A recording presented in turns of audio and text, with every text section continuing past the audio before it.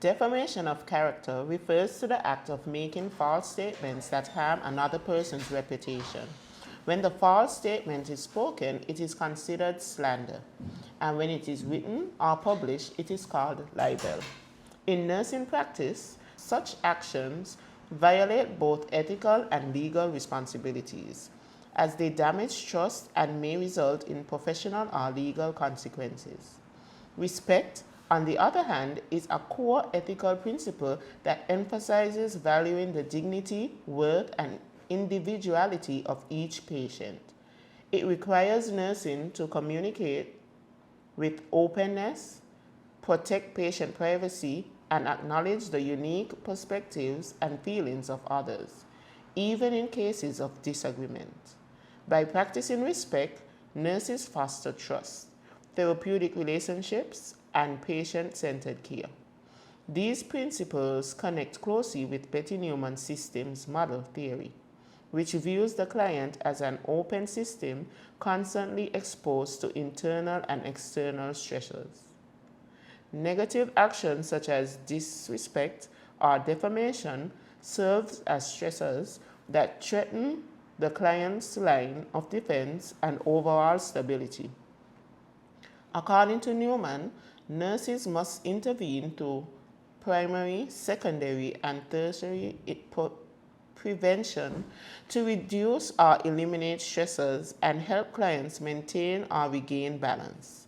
Therefore, nurses hold a legal duty to avoid harmful statements, an ethical duty to practice respect, and a professional duty to apply preventative and supportive care in alignment with Neuman's system model, ensuring holistic protection of the client's health and well-being. Good night, sister. Good night, sister. Good night. I hope you two are well rested because we have a full house tonight. The afternoon shift delivered 2 babies and 4 patients are currently in labor. Let's go check on them to see how dilated they are. Yes, sister, we are ready.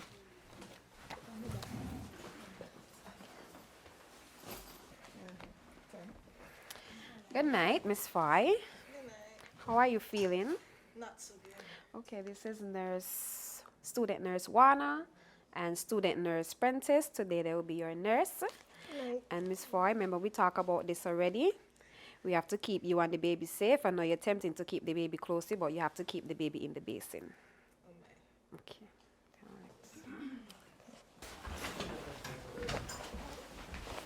right. Good night, Miss Johnson. Good night. Good night. How are you feeling? I want my baby from inside there. I want to touch my baby. I want my baby from inside there. I know you want the baby, but first you have to calm down and the baby have to stay in there to keep it protected because it's found with a little difficulties. Okay? Okay. Okay. Good night. Good night. Good night.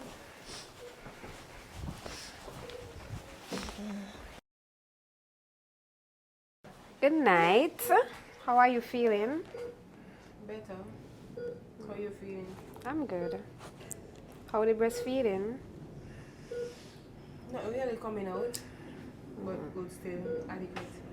Okay. Okay, we have one person in the private room, so we're going to check on them.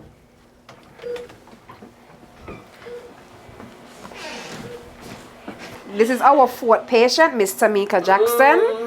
Miss Tamika Jackson, this is student nurse Prentice and student nurse Shianna is going to be your nurse for today.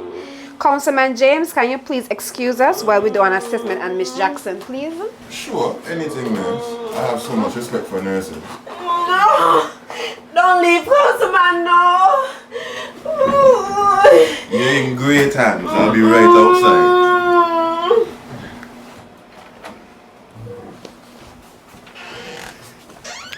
Okay, I'm going to head back to the nursing station now. Okay.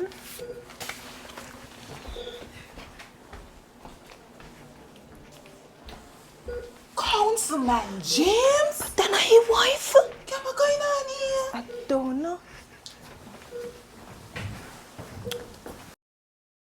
What's going on here?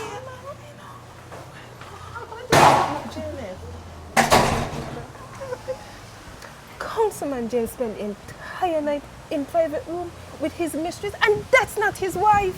Girl, this is shameful, you know. You know what? I'm going to send Obi a message. Let me go. Dear Obi, hot off the press, Councilman James is at the maternity private ward with his mistress, waiting on their baby to be born. The poor wife never gave him a child, so now he step out on her. I hope she divorces him when the story comes out. Sent. You did the right thing. We will expose him. And you know what? He's running against my cousin in the upcoming election. I have to call her right now. Yeah, call her. He definitely will lose the next election with this scandal. Melissa, guess who's staying at the maternity ward with his mistress in a private room? Guess who? Guess! Councilman James. This is a big scandal. You will win the election after this. Send somebody up the hospital right now to get some pictures. You have to expose him. We did the right thing. We did the He right out thing. of order. The news spread like wildfire, carried by word of mouth and amplified by social media.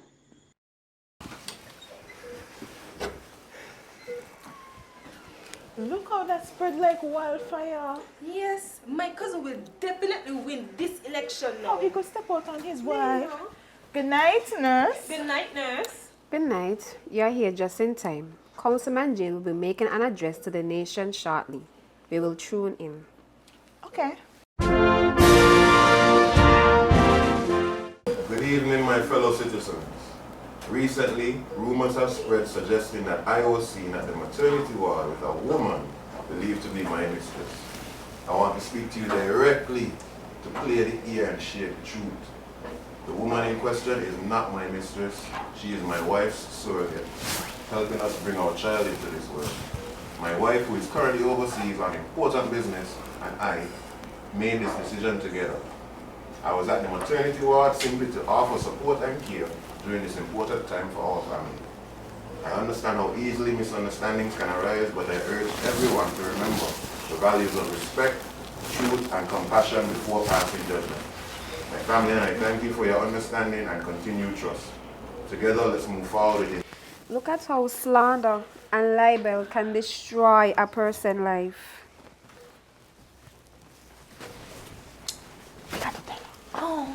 We have to tell her.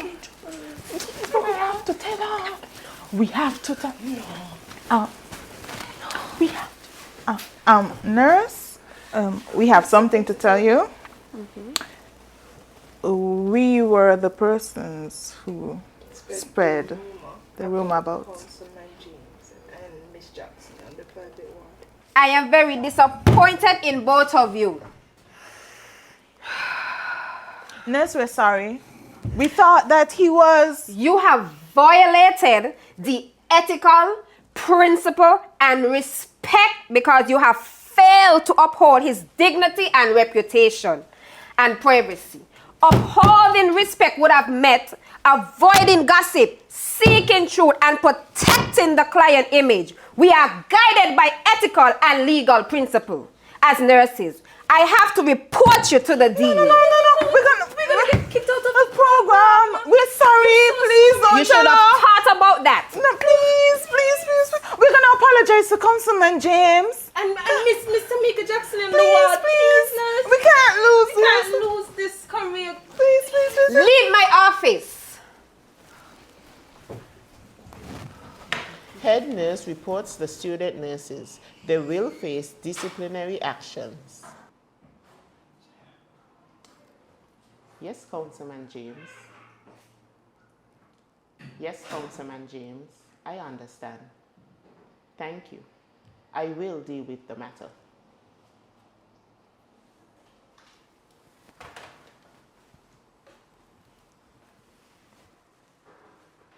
What were you thinking? Have I taught you nothing?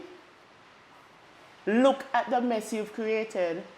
Your lucky councilman doesn't decide to sue for libel and slander. We're sorry. How can we fix it? We don't want to get expelled, Dean. We'll have to implement Betty Neuman's theory. But both of you are on thin ice. Good morning, everyone. As student nurses, we come before you today with deep regret and humility. In recent days, we were involved in spreading an unfounded rumor about Councilman James, a rumor that was both false and deeply hurtful. We now understand that our actions were not only unprofessional, but also unethical and harmful to the dignity and privacy of another person. As future nurses, we are guided by principles such as confidentiality, respect, honesty, and no maleficence. Do no harm. Unfortunately, in this situation, we fail to uphold those values. We recognize that our words cause emotional distress, damage reputations, and betray the trust that the public places in the nursing profession. We sincerely apologize to Councilman James, his family, and the community. We are truly sorry for the pain and confusion our behavior has caused. Moving forward, we are committed to learning from this experience. We will uphold the highest ethical and professional standards, ensuring that respect, compassion, and integrity remain at the heart of our practice. Thank you for understanding and for allowing us the opportunity to make things right. The student nurse broke both legal and ethical principles. Laws and regulations that guide professional conduct and protect individuals' rights were breached because defamation violates legal principles such as justice and accountability. It can lead to civil legal action for libel, written, or slander, spoken. Moral rules that guide nursing behavior such as no maleficence, veracity, confidentiality, and respect for persons were also breached because defamation breaches ethical principles by causing harm, violating no maleficence, spreading falsehoods, violating veracity, and disrespecting dignity, respect for persons. Neuman's model is particularly suitable because the situation involves interpersonal and sociocultural stress, which are central to her framework. The model emphasizes 1. Prevention as intervention, primary, secondary, tertiary. In primary prevention, the student nurses could have verified facts and practiced confidentiality before spreading rumors.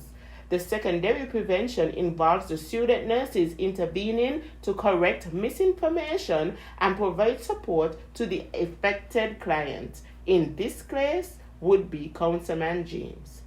Finally, the tertiary prevention, which focuses on long-term restoration of trust, professional integrity, and psychological recovery for both the politician and the nursing team. Holistic assessment of psychological, sociocultural, and ethical variables. The holistic assessment helps identify all dimensions of the harm caused, such as emotional, social, and ethical, so that interventions can be comprehensive, not just reactive. Restoration of system stability after stressor is exposed.